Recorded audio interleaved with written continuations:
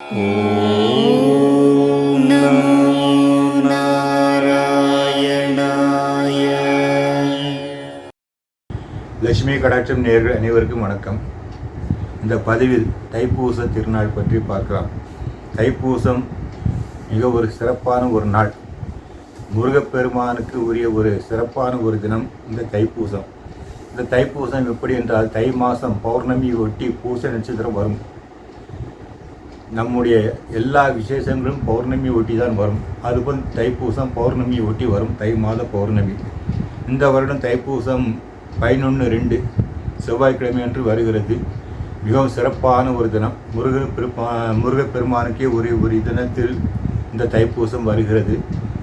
மேலும் 11/2 செவ்வாய்க்கிழமை அன்று மாலை வேளையில் 6 மணிக்கு பௌர்ணமி திதி வருகிறது. எனவே கிரிவலம் செல்வது அன்றைய தினம் நல்லது. அதன் பிறகு பௌர்ணமி புதன்கிழமை தான். தைப்பூசம் 11ஆம் தேதி. இந்த தைப்பூசம் என்பது அனைவருக்கும் தெரியும். என்னென்றால், இது முருகப்பெருமானுக்கு ஒரு தினம், ஒரு சிறப்பான தினம் என்று. அன்றைய தினம் அந்த முருகப்பெருமானுக்கு நாம் பூஜை செய்து விரதம் இருந்து வழிபட்டு வந்தோமானால் நம்முடைய பிரச்சனைகள் எல்லாம் தீரும், நம்முடைய தோஷங்கள் எல்லாம் விலகும். இந்த தைப்பூச திருநாளுக்கு சில புராண கதைகள் உள்ளன. அதில் ஒன்று பார்ப்போம். அதாவது, சிவபெருமான் தனித்து நின்று ஆனந்த தாண்டவம் ஆடிய ஒரு தினம் மார்கழி திருவாதிரை. அன்றைய தினம் அவர் தனித்து ஆடினார். அந்த ஆட்டத்தை, அந்த தாண்டவத்தை பதஞ்சலி, வியாக்கிரபாதர், பிரம்மா, விஷ்ணு போன்றவர்கள் கண்டு கழித்தனர். மிகவும் சிறப்பான நடனம் அது. அதுபோல் அந்த நடனத்தை சிவகாமி தாயாரும் பார்க்கிறார். அப்போது அவரை போல் தானும் ஆட வேண்டும் என்று மனதில் ஒரு எண்ணம் தோன்றுகிறது. அது மட்டுமல்ல, அதே நேரத்தில் தேவர்களுக்கும், சகல தேவர்களுக்கும் தோன்றுகிறது அன்னையின் நடனத்தை பார்க்க வேண்டும் என்று. உடனே அந்த தாயார் என்ன செய்கிறார் என்றால், ஆனந்த தாண்டவம் ஆடுகிறார். அந்த ஆனந்த தாண்டவம் ஆடிய ஒரு தினம்தான் இந்த தைப்பூசம். தைப்பூசத்தன்று சிவகாமி அம்பாள் ஆனந்த தாண்டவம் ஆடிய ஒரு தினம். இந்த தைப்பூசம் என்பது ஏராளமான கோயில்களில், அதாவது பெருமாள் கோயில்களில் விசேஷமாக இருக்கும், முருகன் கோயில்கள் ரொம்ப விசேஷமாக இருக்கும், சிவன் கோயில்களில் விசேஷமாக இருக்கும், அம்பாள் கோயில்களில் விசேஷமாக இருக்கும், எல்லா இடங்களிலும் விசேஷமாக இருக்கும். ஏராளமான பக்தர்கள் காவடி எடுத்து, முருகப்பெருமானுக்கு காவடி எடுத்து அந்த தினத்தை கொண்டாடுவார்கள்.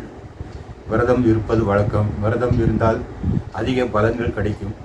அன்றைய தினம் அந்த முருகப்பெருமானின் நாமத்தை உச்சரித்து கொண்டே இருந்தாலே போதும், நமக்கு எல்லாமே கிடைத்துவிடும். அதன் பிறகு இன்னொரு கதை என்னென்னா, முருகன் அரக்கர்களை வதம் செய்ய போகிறார்.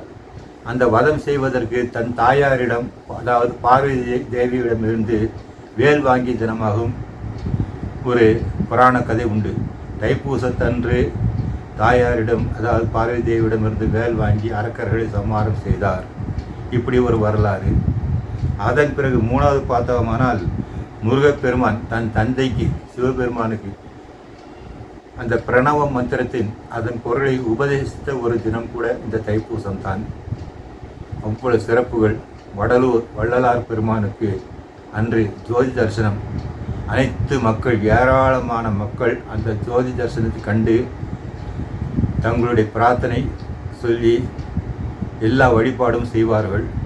மிக சிறப்பான ஒரு தினம் இது என்றால் இந்த தைப்பூசம். தைப்பூசம் 11ஆம் தேதி தைப்பூசம், 12 பௌர்ணமி. 11ஆம் தேதி இரவு கிரிவலம் செல்வது நல்லது. மிக ஒரு சிறப்பான ஒரு தினம். முருகப்பெருமானை வழிபட்டு விரதம் இருந்து அவருடைய அருள் நமக்கு பரிபூரணமாக கிடைக்கும். மங்களாகி போகும்.